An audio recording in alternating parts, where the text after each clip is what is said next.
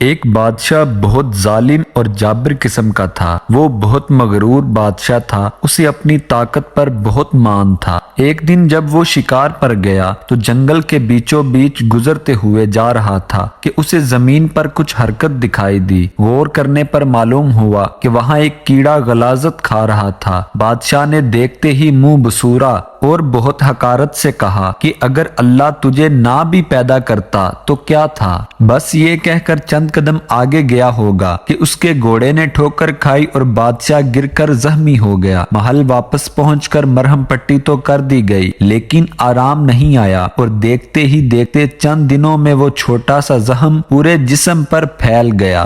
بہت سے حکیموں کی سمجھ سے بالا تر تھا یہ مرض، کیونکہ انہوں نے اس سے پہلے ایسا کوئی مرض نہیں دیکھا تھا۔ اس لیے ان میں سے بیشتر لوگوں نے بادشاہ کو موت کی پیشگوئیاں دے دی تھیں۔ اب اپنی موت کا انتظار کرنے کی بجائے بادشاہ نے دوسرے شہروں کے ماہر حکیموں کو بھی طلب کر لیا۔ اس دوران ایک حکیم نے بادشاہ کا غور سے معائنہ کیا تو بتایا کہ بادشاہ سلامت، اصل میں آپ جس جگہ گرے تھے وہاں کوئی غلاظت پڑی تھی جس کے جراثیم زخم میں لگے ہیں۔ اس کا ایک ہی حل ہے، جنگل سے مخصوص قسم کا کیڑا ڈھونڈ کر اسے زخم پر لگایا جائے۔ بادشاہ نے بغیر کسی انتظار کے سپاہیوں کی زیر نگرانی حکیم کو جنگل روانہ کر دیا اور وہ کیڑا ڈھونڈ لایا۔ بادشاہ نے جب کیڑا دیکھا تو اسے یاد آیا کہ وہی کیڑا تھا جسے حقارت بھرے لفظ بول کر اس نے اللہ کی تخلیق میں گستاخی کی تھی۔ اس لیے اسے اپنی غلطی کا احساس ہوا۔ اس نے اللہ سے معافی مانگی اور سجدہ ریز ہو گیا اور چند دن بعد شفا یاب ہو گیا جیسے کوئی مرض تھا ہی نہیں۔ تو دوستو، اس کہانی سے ہمیں یہ سبق ملتا ہے کہ اللہ نے اس دنیا میں بے شک کوئی بھی چیز بیکار یا بے مقصد پیدا نہیں کی۔ آج جو چیز ہمیں بری اور عجیب لگ رہی ہے، کیا پتا کل کو ہمیں اس کی ضرورت سب سے زیادہ ہو۔ اس لیے کبھی کسی کو حقیر مت جانو۔ اپنی خاص دعاؤں میں یاد رکھیے گا۔ اللہ ہم سب کا حامی و ناصر ہو۔